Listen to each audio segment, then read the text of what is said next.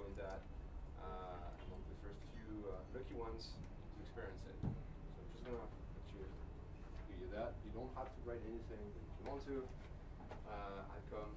You'll have free coffee, and yes, and I'll tell you about it. Okay, thank you, Melvin. So before we start the presentation from Agnes, so I just want to tell you about some event that we're going to have this week. So for this week, tomorrow we're going to have a skill share about the business opportunity in sustainable area. So if you're interested, feel free to join us tomorrow at 12:30. And also we're going to have a bloggers meetup. So bloggers meetup is it's a meetup for all the bloggers basically. And tomorrow the topic will be around Instagram.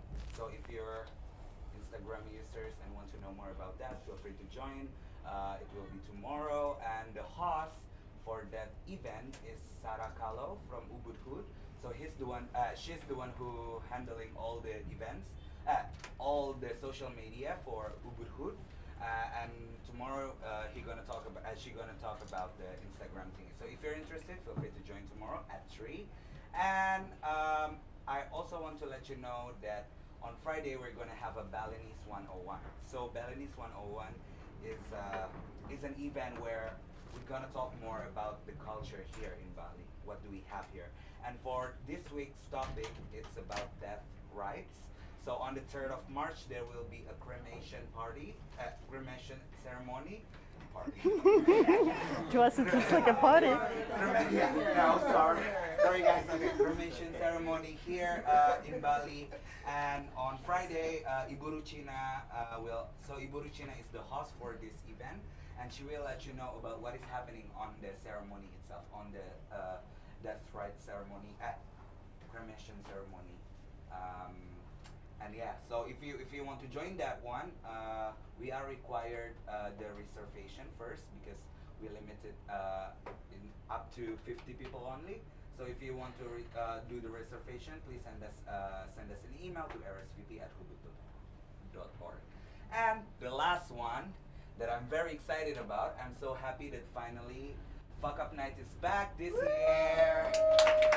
Okay, so we're going to have 4 speakers, and they are very amazing. So please, we're going to start announcing the speakers starting this. What's Fuck Up Nights?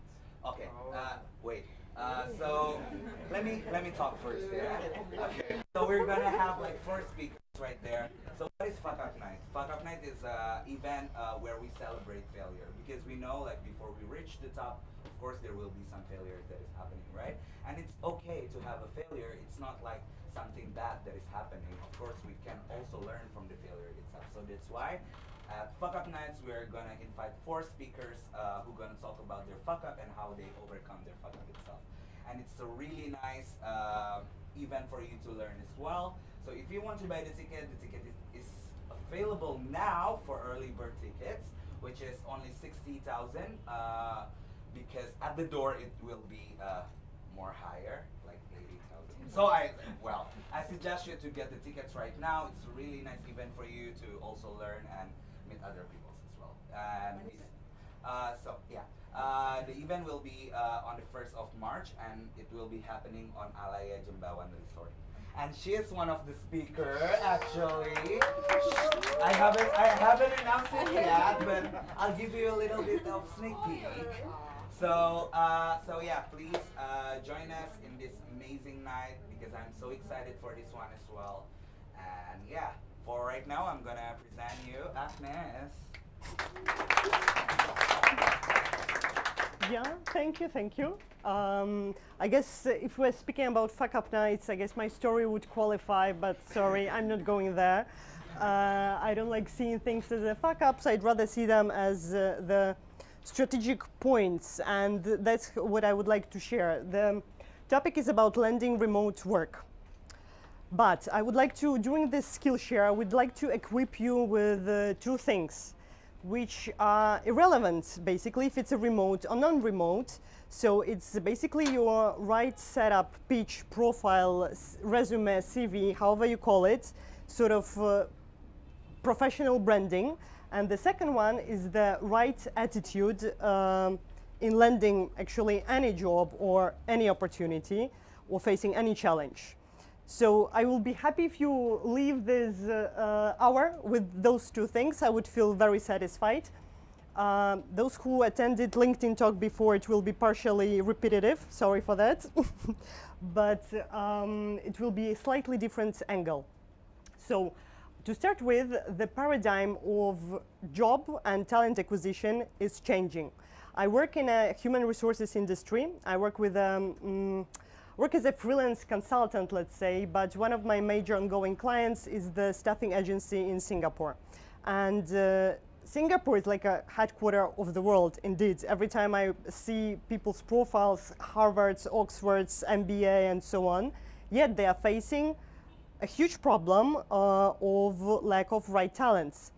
They sort of reach the limit and struggle within how to expand. And that's where remote team setup comes in.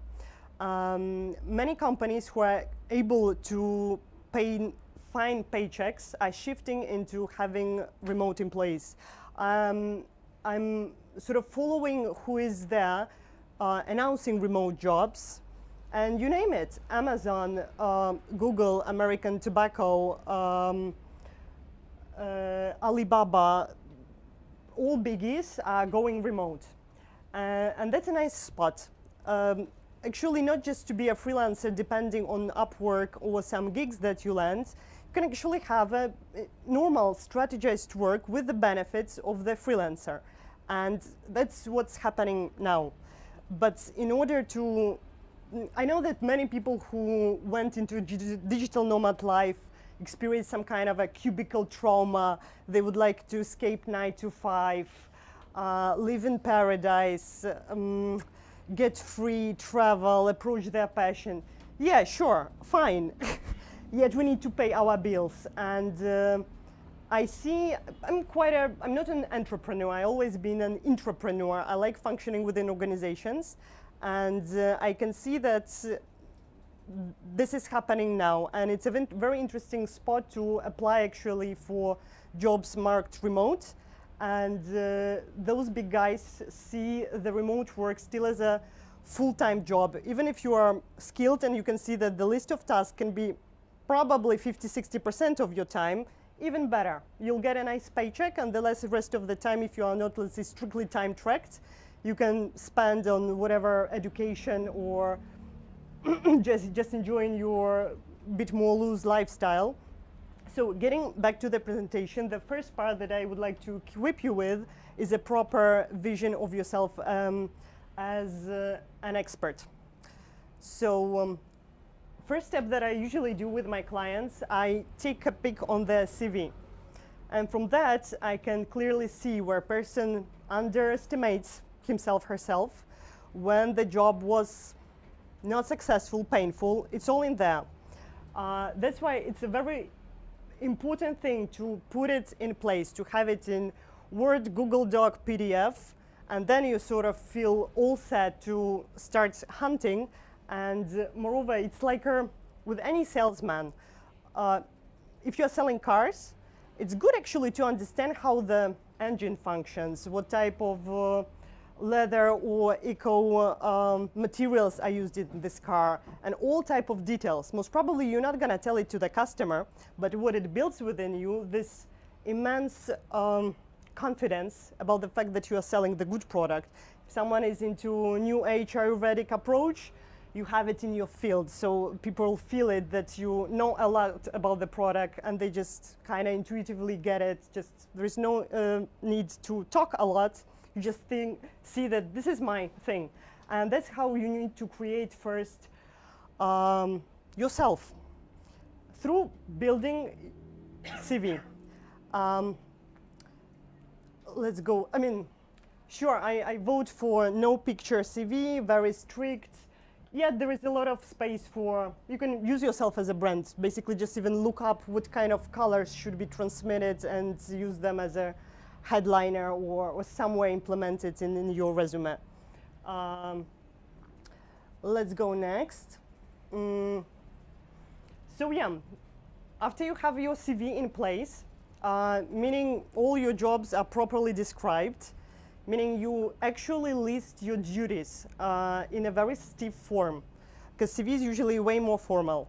LinkedIn is a bit like a mix, so you can put the maybe first perspective, so people feel like they talk to you and so on. But putting it properly, literally field by field, because that's what I do for some of my clients. They give away their LinkedIn profiles to me, and I perform very basic things. Yet they start landing conversations, opportunities, requests for CVs, and so on. So first thing first, you copy paste your CV into your LinkedIn. It's not the best solution, but at least it would be there. So some of the partners might bump into you if you are running your operations for now. Let's say you are dependent on your freelance gigs. And later on, every time you would approach someone in your network or send a CV through or make an easy apply through the filter in LinkedIn, it's also a good plus for you. But you can see if you place worldwide or remote even, that was my old search, but again, those were daily searches, 243.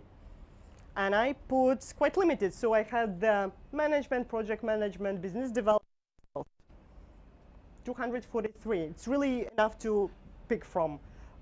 There were USA in Asia Pacific, some in some like Iraq, more exotic places, but indeed it's a worldwide.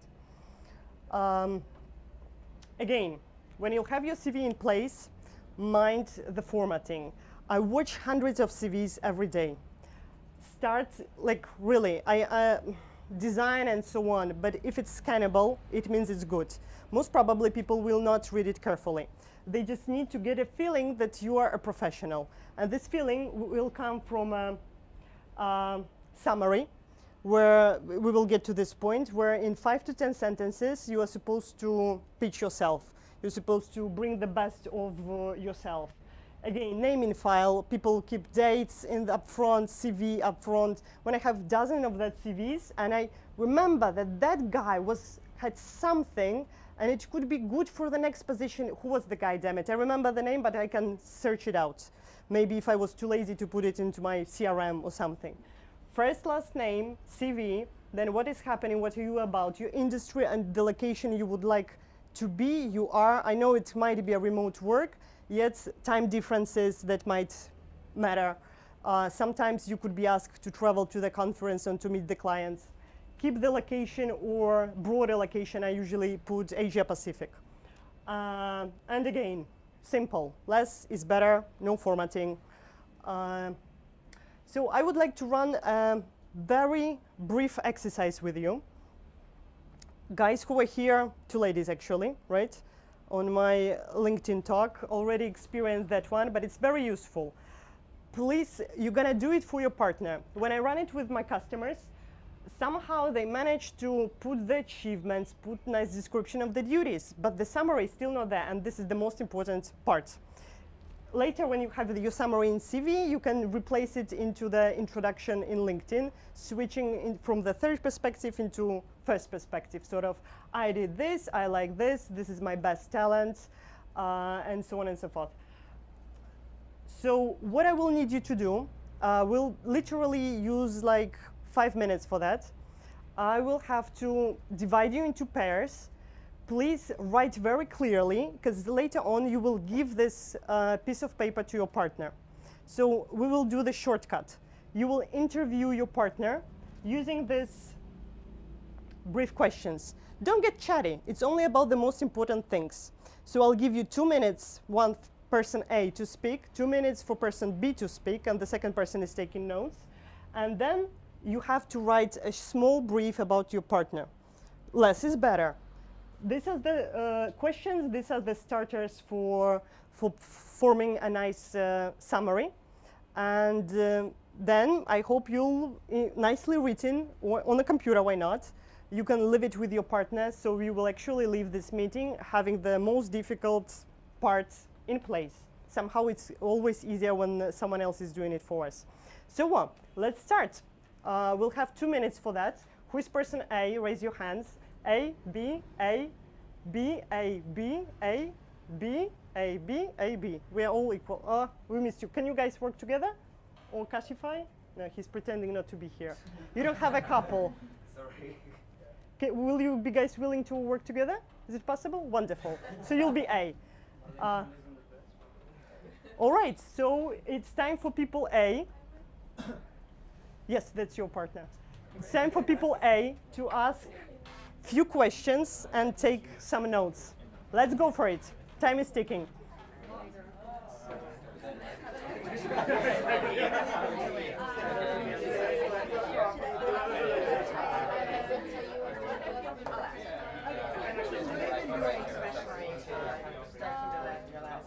Notes. Take notes for the other person. Okay,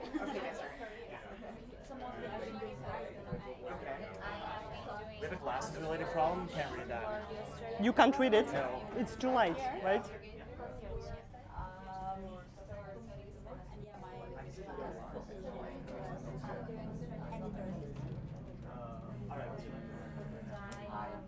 Are we supposed to go through all of them? Can we close the...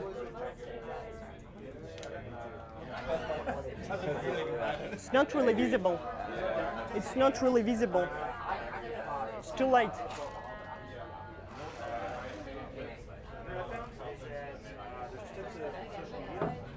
It'll be better, thanks.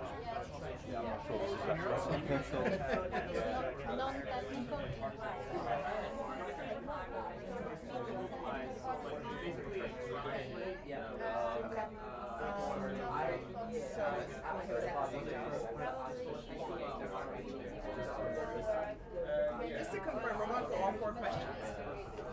Yeah, just starter. It's easier. Which is she?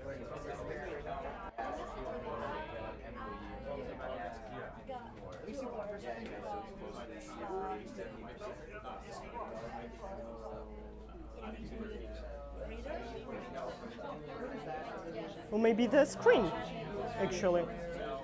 That'll work. Yeah, okay.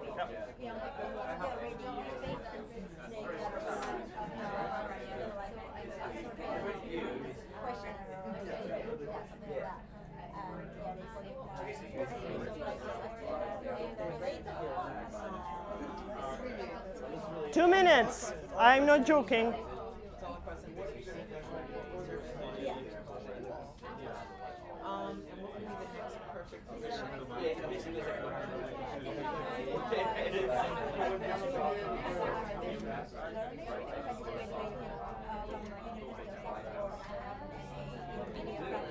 And what would be the next perfect position? And it was an MA in media.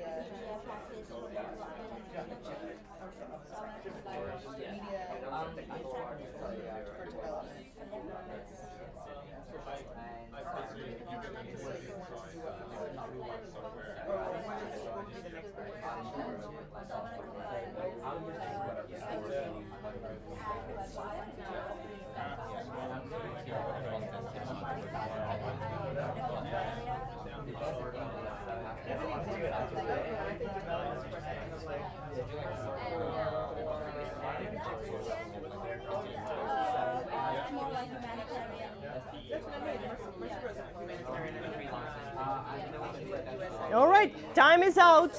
Person B, it's time to start asking questions, otherwise we will not manage.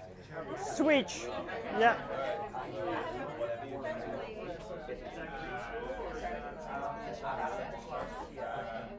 Two things. One track during the day, I've been like a communications advisor. I help them solve all kinds of clients. So that's my day job. I'm also helping professional, I guess, leaders tell their stories. And then that's one thing. And the other thing is that we did a social change project where I was teaching young people about technology as like a marketing so, and actually I think my work inspired, double check, who was giving initiative. It's something they were thinking about before I came, but when they saw someone actually doing it, it made them go. I'm almost sure it made them go because that's what I was talking about. Like, why are we not doing this already? So I think I want to confirm in writing, but I believe I may have triggered their discussion for them to do that, for them to take that more seriously. And also I was teaching public speaking here, actually, to volunteer for all the staff. So I trained all the staff about a year ago in public speaking. So something to do with communications and social impact.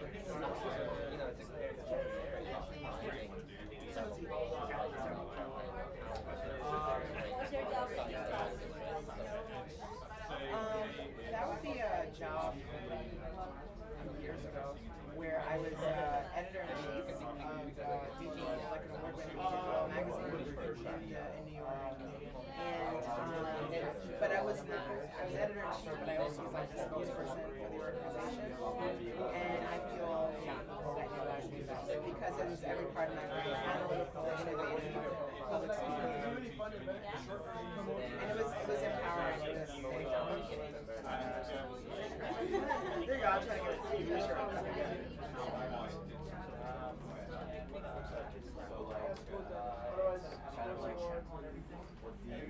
All right.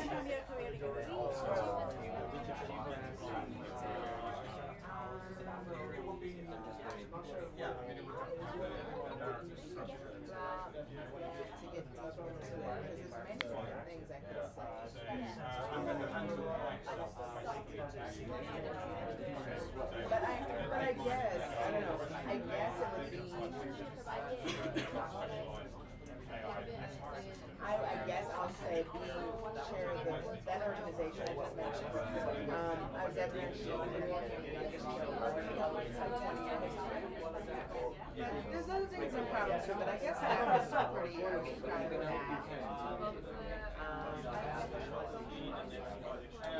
Alrighty, guys, time is out. Position is to be the global head of social impact. With some organization that really takes that seriously.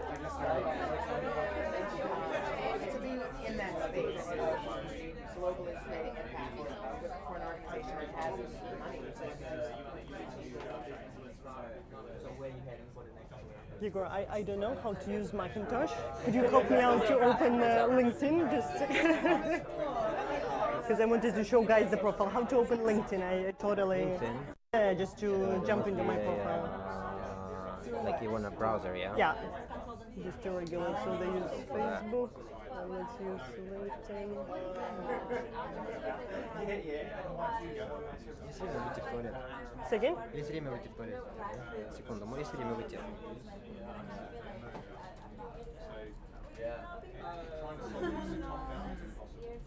That's why I do an program.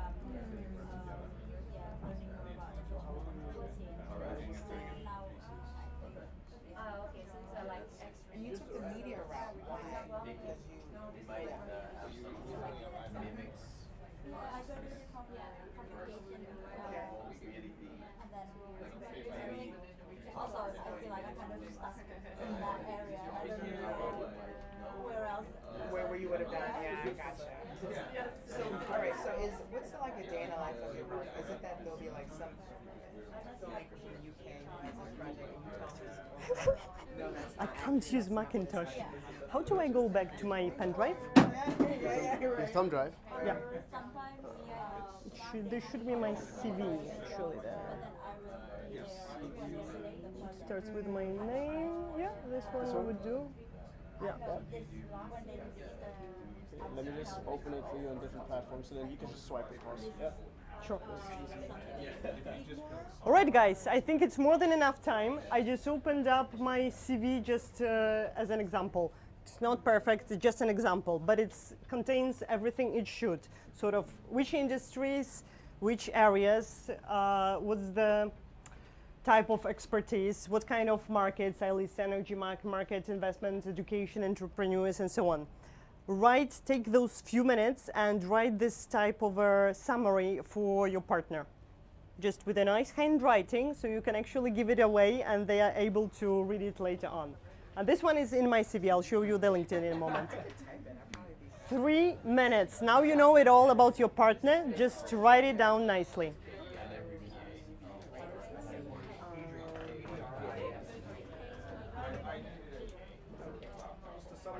Summary. That's what we want to leave our partner with this summary. Nobody's right using pens. It's kind of a historical artifact now. We are writing the summary.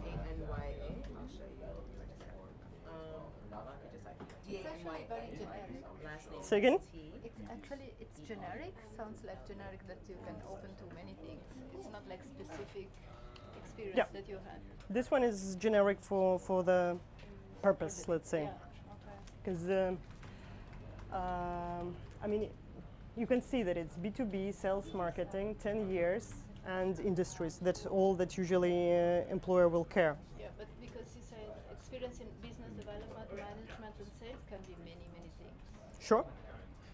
But those are those keywords that will put me in place. Like someone is looking for the project manager for some kind of educational platform. I will fall into it because they will see those few words. Well, I can't agree that much, but yes, I first say that like some weeks, they must similar like I'm blind, that's a problem.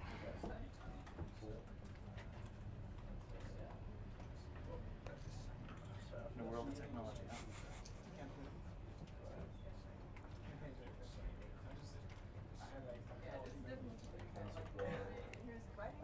Why are you talking, guys? You're supposed to be writing. It's not really relevant for a long story. Yeah. You don't want to write.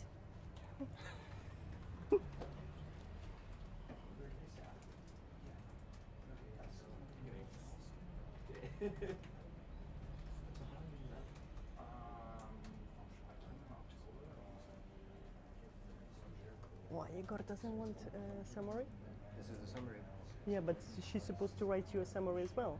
You're writing her, she's writing. Oh, we did just one way. You did just one way. Oh, it was too. Yeah, I said stop. Guys, okay.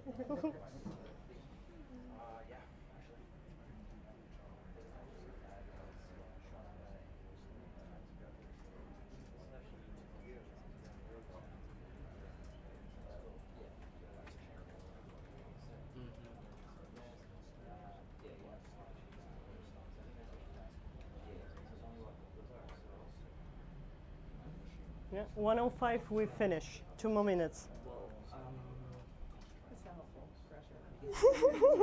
Time. Ah, and it's done. That's the point. How do I switch back to the presentation? Mark is really something. It doesn't work for me.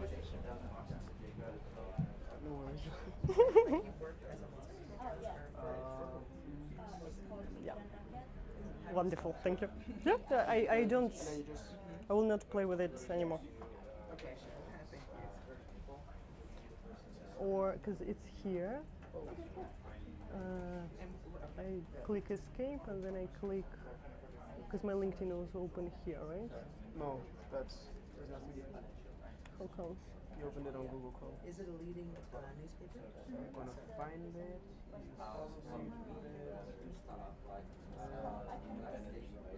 Yeah, this one. Yeah, good, right? This is a helpful exercise because it's part of what I sometimes do for clients. I like the pressure, so I'm already thinking of it that way.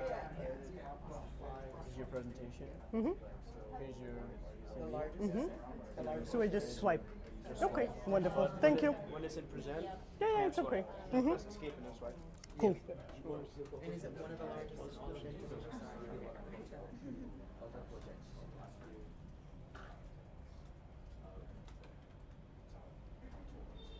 Last question. When did you get the award?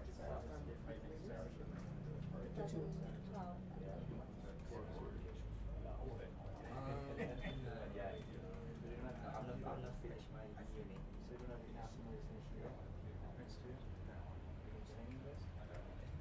All right, and we're supposed to be done.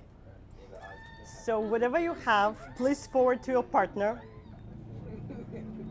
he or she eventually will finish. The main thing is that those few first sentences are in place. And we need to keep going.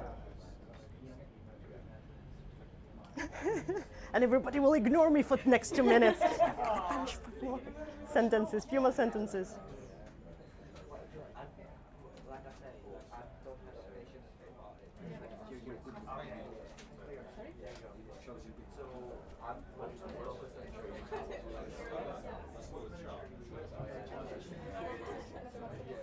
Forward the summary, guys. I'll keep on going with the presentation. I guess I need to change the slide.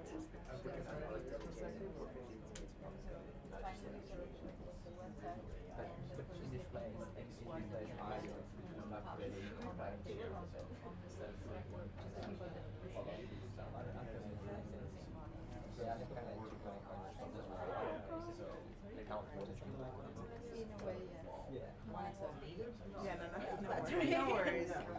Forward the summary, guys. Stop writing. I demand it. And it's not perfect.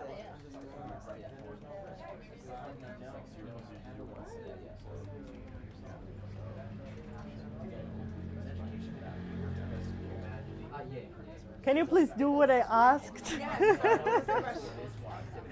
The question is if I have your attention back, have you exchanged the summary or, I don't know, 2 minutes away.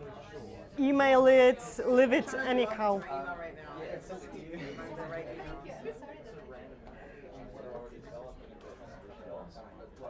Wonderful. So let's assume that your summary, guys, shh, that your summary is almost done. You'll finish it later. And hush. Now I feel like a teacher. Let's assume that we have your summary in place. Your CV is in place. You have transferred it into the... it doesn't work. To swipe it into the... let's assume your LinkedIn profile is filled. But the question is how you do it? 4 fingers. 4 fingers. Jesus Christ, okay. Good to know. How to build those connections, how to land those opportunities, jobs, and so on and so forth. How to do it. Yeah, and your CV, what is the best tool to land a good job for us, right? And it's not CV or profile. It's your network.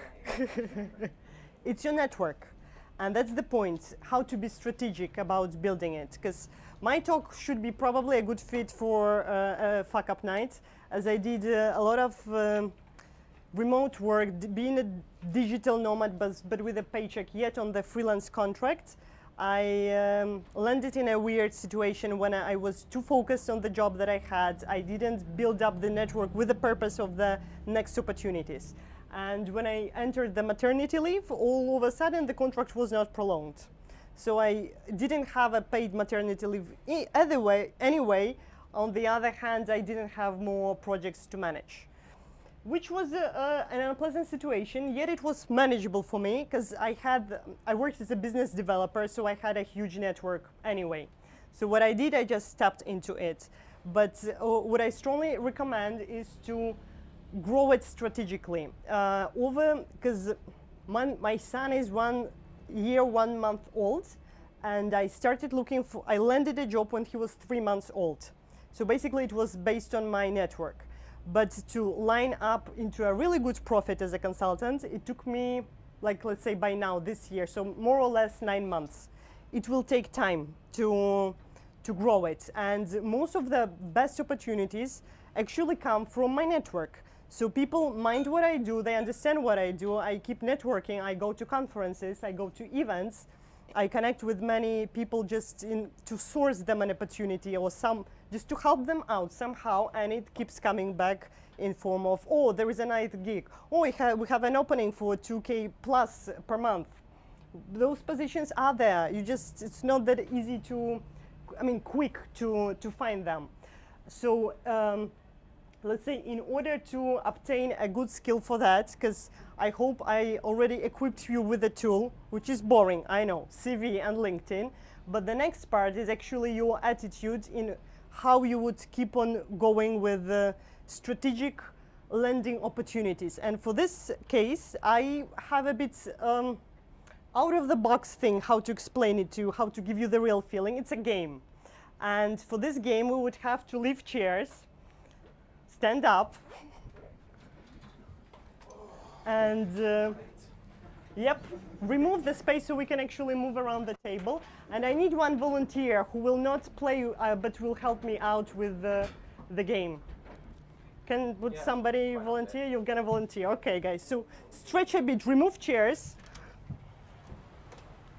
Егор, смотри, у тебя будет билеты на мечту, да? И они будут подходить к тебе, там рассказывать про свою мечту, там, дай, пожалуйста, билет. Ты их вообще не слушаешь, ты просто считаешь людей. Первому человеку ты говоришь нет, второму ты говоришь нет, третьему ты говоришь да. Там нет никакой логики больше. Ты просто говоришь нет, нет, да, нет, нет, да, нет, нет, да. И просто повторяется эта тройка, да? Да. То есть каждый третий фактически получает. Но ты типа их слушаешь, они тебе там рассказывают, ты говоришь угу. Когда они говорят волшебное, типа дай билет, ты нет. Ну, все, следующий. Остальные могут слышать мой ответ? Ну, как бы они все будут слышать, они там будут пытаться понять, как бы, что ты слушаешь, там кто-то просил, грозил. Как бы, понимаешь, они уйдут в контекст, а ты, как бы нет, ты в все, статистику. Да? И все, больше ничего.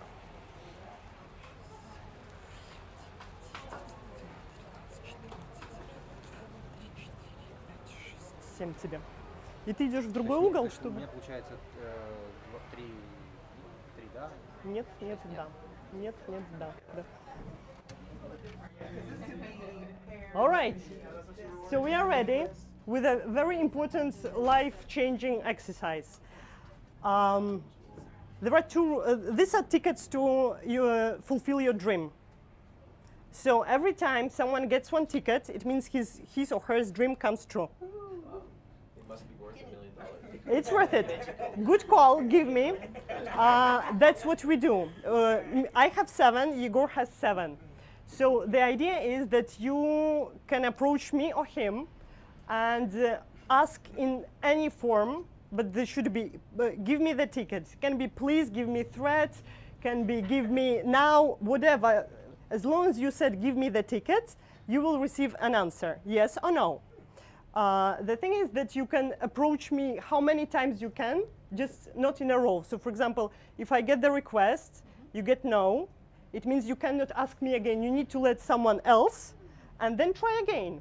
Or you can go directly to Yegor, for example. His no are very nasty, so nobody is there. He's standing alone. Why not? You can just go right away, despite you just had an answer. But so I only have to ask, may I have the ticket? You can, it's about your dream. So about your dream come true. Your task is to get the ticket. How you get it, it's irrelevant. You can share the dream, you can do whatever you feel like. It's about the ticket and your dream. Is there anything we need to know about your identity in this? There are no other rules. Okay. You cannot ask twice the same person. And the main goal is actually, they are limited, right? 7-7. The main goal is actually to collect the most of those tickets. Let's start. Igor, could you stand there so we have some space between each other? I have 3 tickets for a dream come true. Hi. Yes, how can I help you? I heard you've got tickets for making my dreams come true. Mm. And you know what? I've been looking for you the whole time. Mm. And that now I'm in front of you. I really need that ticket. So You need to say it. Please, like, give me the ticket. That's the okay, formula. please give me the ticket. No. Hey. Hi. Hi, how are you doing? So I noticed that your arms look a little heavy. Skip the foreplay. Yeah. Yeah. So this is weird because I don't know who you are in the scenario, but okay, like, okay. I want them. Give me. No. Sorry, no. Thank you, no worries, okay. Please give me the ticket. Here you go. Yes. 1 ticket sold. Hi, it would really mean the world to me if you could give me that ticket, and it would really make me so happy, and I would give it back to you. No. I've been lost for years, and I'm on my journey to find home now. And my tickets might help me to find that one. And I'm willing to work as hard as I can to get it. Will you give me the ticket for me? No. I think I'm the right person for having this ticket. I think I'm qualified for that. So I'm going to ask you, please give me the ticket. Yeah, sure. Second ticket gone. Hello. Yep. May I please have a ticket holder? No. Hi, please give me the ticket. Sorry, no. No. Next one. You can be again, or yeah, sir. How can I help you? I don't want a ticket. You don't want a ticket? No. I got it. But if you have all those tickets, what are you going to do with them? Yes. Yes. That's right, yes. Thank you. So what's the request? I'd like a ticket. I'll do good with it. So you have to say it. Give me the ticket so I can answer. Okay, give me the ticket. Sure, here you go. Okay. Well, Still 4 tickets. You already got the ticket. No, I did. Yeah. I was hiding I it. see you have ticket. Say again? I see you have tickets. Yep. And I would like to have one as well. Can I get a ticket? No.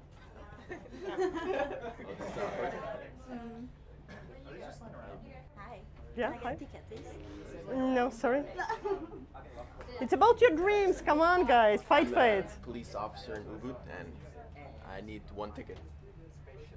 You need 1 ticket, yes. You have to give me one ticket. I have a gun. You need to say the, you know, this. Give me the ticket. Give me the ticket. Sure. Coercion is the answer. 3 left. I'm pretty sure one of those belongs to me. I set my ambitions on it, so I'd appreciate it if you'd give me a ticket. Sorry, no. No? I lost my ticket, and I think that is mine. So I would like to have it back. Can you give me the ticket? No, not this time, sorry. This ticket belongs to me. It's made for me. Can you give me one? Alrighty. Thank you. 2 tickets left. I think that belongs to me, so you should give me one. Can you give me a ticket? No. I'm coming back and I'm not giving up. And I think I'll get the ticket. You want the ticket, yeah? Definitely. So bad. Sorry, not yet. Hello. Hi. My dream is to create a platform to encourage people to be more eco-friendly and reverse the effects of climate change. Can I please have a ticket? Sure. Yes. Hi. 1 last ticket. What is he doing? He has so many. I could buy you ice cream. Can you give me the ticket? Please. No. 1 last left. I'll get the tickets. It means I'm really good in what I'm doing. And I'm proposing you again, please give me a ticket because I think I can use it properly. I need to say no. Sorry. Last ticket. I think the world could use some kinder people. Please, may I have a ticket? Alrighty, here you go. Gone. No more tickets on this side. I gave away 7. Still got a bunch. What is he doing? Yeah, my dream was to. You're serious, doesn't matter. I like it going I don't like it. Okay. Can you give me that? Thank you. Last ticket. Last indeed. Come on, guys. Try it out. There was 1 ticket left. No.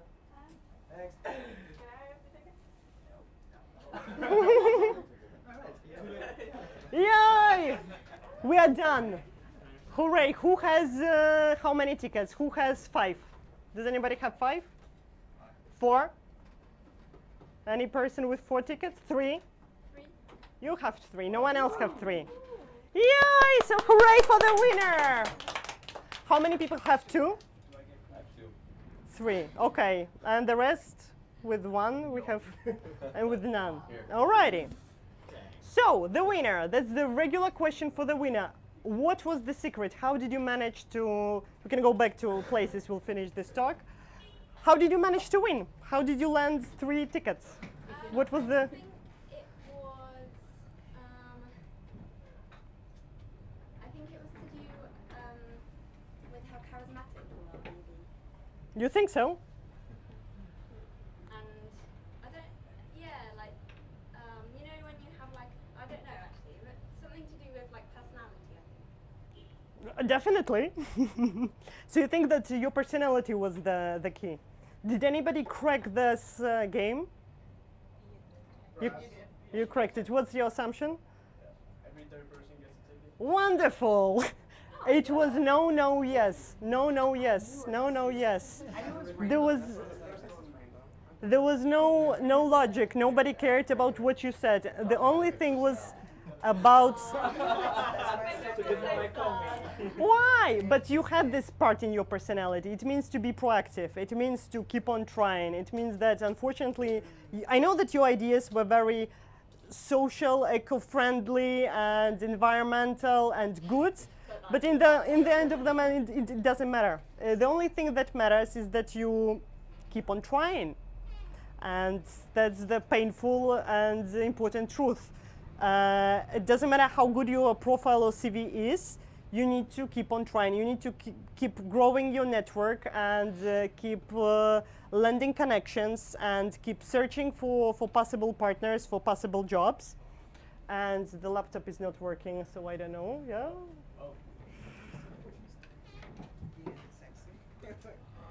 And humble, I'm not shy. In fairness, that was in like a couple of years ago. Take care of your laptop, you will keep it for a long time. So as now you have your tool, which is CV and LinkedIn, you have your approach, which is just keep on trying as long as it takes. Those were, yep. That was such an interesting exercise. I just want to acknowledge that because I feel like in my experience, I saw it was random, but I disengaged because I was like, well, I was actually going to go and just get a drink. I was like, I'll just wait till this is over. But I wanted to hear the final nugget, but that just was a really helpful fun. But you kind of quit. You lent no tickets at all, well, right? Honestly, I didn't think the game was worthy of me. I was like, well, this is silly, so I'm just going to observe. That's how I felt, right? And that's, yeah. There are totally those types of players. Those who just keep on trying, they just keep on trying and they win. Those who decide like, okay, I'll step back and I'll watch. What are they saying? They're saying something. There is please, there is big dream, small dream. Is the give taker is included, excluded? What's the logic? And now tickets are gone. But sometimes they crack the idea, but they're too late because they've been waiting and watching, not doing. Yeah, I mean, thankfully, I've been fine, but it was really but it was helpful because that's really thought provoking to me. So thank you for that. I'm glad it's quite entertaining. Helpful. No, it's more than quite difficult. We didn't go deeply into dreams, but react really painfully when it's about business strategy. So everybody is dishing out their pitch and their dream, and I can see how hearing no just breaks them, even if it's just a game. And I could also see how people, okay, so this dream didn't go work. I have another dream, and they keep different dreams, but they keep active. Some people decide like, okay, so I need to reshape it, smaller, bigger, half of it. Let's do it same just with kids. So they work on their dreams. It's a bit of a strategy about how they function, but that's this thing. Either you keep engaged or you start being disengaged, and that's the factor that makes you a winner or a non-ticket person.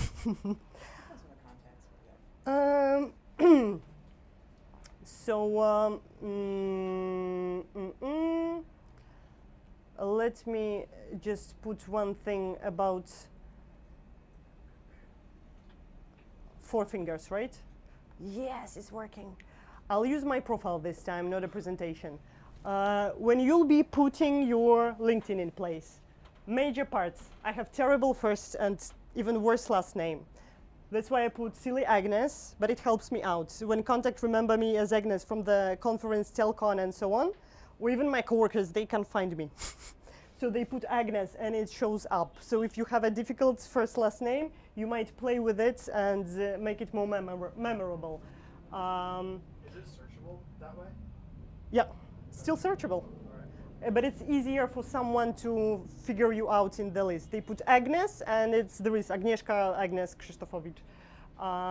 The header, that's the part that people see on their mobiles on when they do the brief search. So your name will show up, and this part will show up. So stuff it with very keywords about your area of expertise, about your, again, Asia, that's what matters for me, business development, that's what matters for me. I put mother ifs to keep a bit personal, because I also keep this remote work tweak for family people. Sometimes placing the location where you would like to be helps. This is funny, because quite often HR guys start to search within Australia, despite the fact that they would like to relocate someone. But for them, it's so difficult to search within the whole Asia that they start with Australian. Most probably they land few talents. As I work mostly with Singapore, for LinkedIn, I live in Singapore, not in Bali. Who cares about Bali? How many locations can you put in LinkedIn? Say again? One. And they get pissed off if you change it too often. Yeah? So if you land a job, and let's say they relocate you to Singapore, you're just going to move there? I have a remote setup. All my clients are in Singapore. Oh. Almost. Or 50-50. But when people really search for good talent, they see that I'm a good one and I'm not in Singapore, I can open the conversation. What about the remote setup or some kind of 50-50, or I'll visit Singapore every 2 months, something. It helps me to get this conversation started. So here you have 2,000 characters to use. You can use them or not. But again, first 2 lines will appear if someone is not getting deeper. So usually it's about the action. What do you actually do for someone who just randomly looks at your profile? That's why I put I recruit, right? Home. And blah, blah, blah. Later on can be whatever you use. Sure, I a bit reused the summary that I wrote.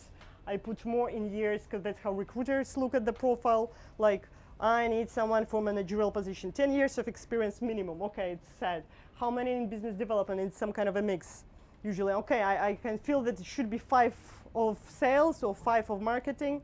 So I made it easier for them by placing numbers there. And a few more things to remember.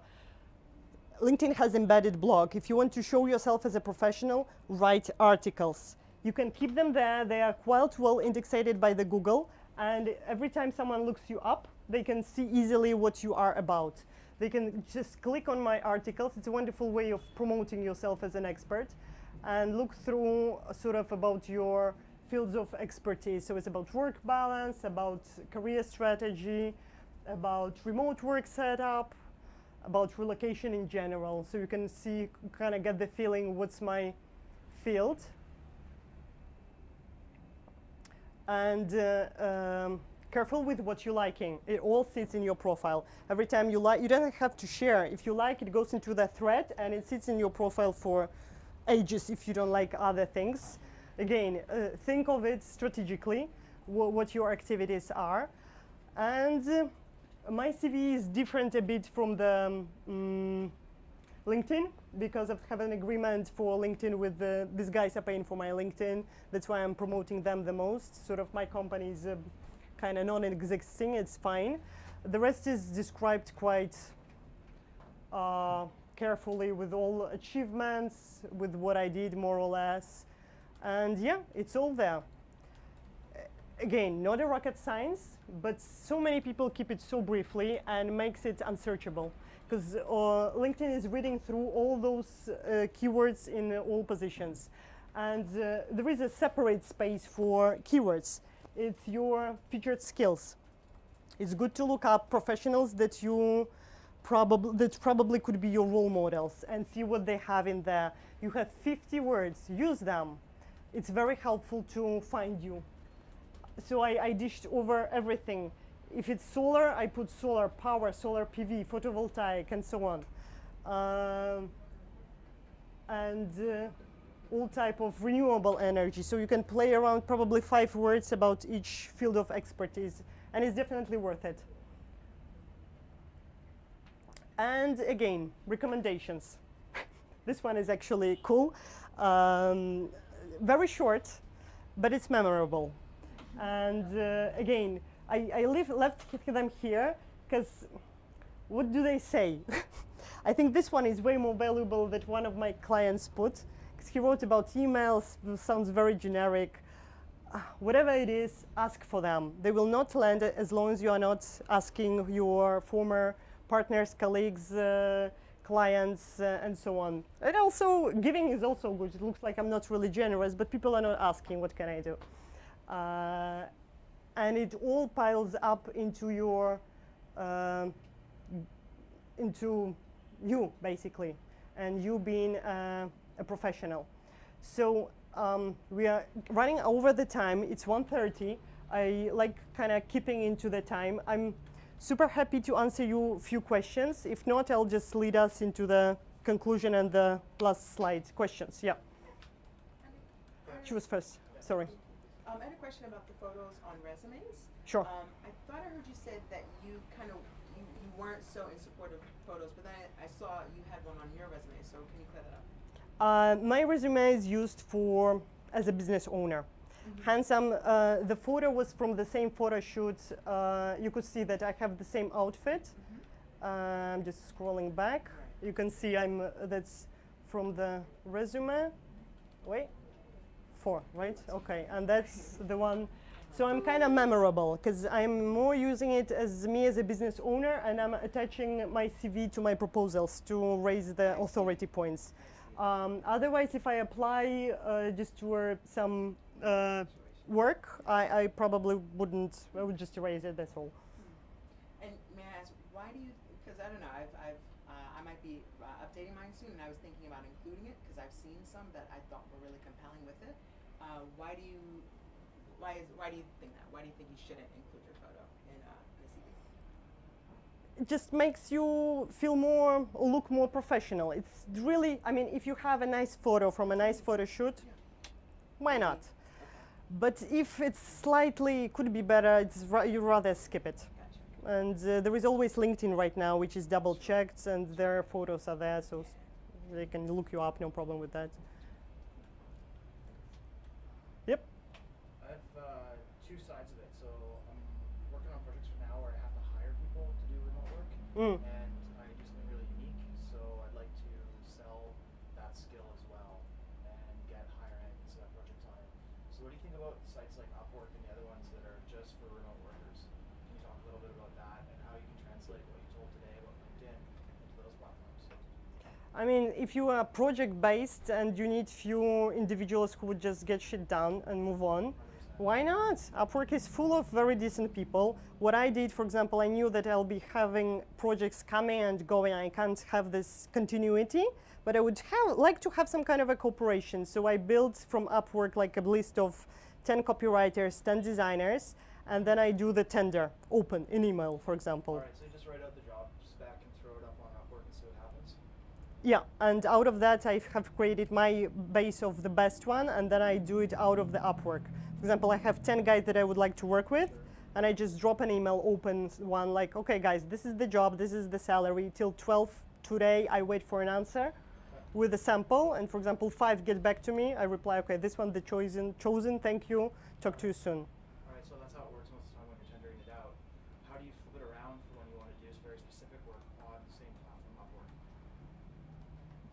I don't get the question. Upwork is quite... That's for getting and hiring people. Yeah. I want to do both, right? So I have projects where I have to hire more genericized skill talent, and then I have a very unique skill talent that I also want to advertise for. So how can you translate what you're saying? So what are the tricks? So you're getting yourselves noticed on Upwork, getting gigs off that. So you register yourself as the expert or the company and so on, and then you start tracking other competitors who are putting the job there. That's what designers do. So that's basically what you said to do on LinkedIn, which was Yeah, you can do the same on Upwork. Same thing? Alright, cool. And you steal those jobs. I know a design company who has like 5 sales who just dig through Upwork. And they onboard the clients based on that small piece of work, and then they launch them for a continuous pipeline. Okay, so one final bit of that. Ooh. You said as a company, as a person. So if you're wanting to sell your services and then hire services, would you do it as a person or as a company? And would you have 1 account or 2 accounts? In LinkedIn? On Upwork. I don't use Upwork that much, but when I did for a design company who mastered that trick, they there was a company profile, and each salesperson had their own private one, and that was a good balance. Yeah, no worries. Something else I can? No, nothing else I can. Cool. So let's sort of finish the. That's an important last message, to be strategic. And as we were speaking about the tickets and so on, it's a terrible sales pitch, but for me it's a huge opportunity and so pleasant that it's in Bali. There'll be a probably first conference which is just for remote work, and it's not about being a freelancer, it's about how to actually run companies remotely.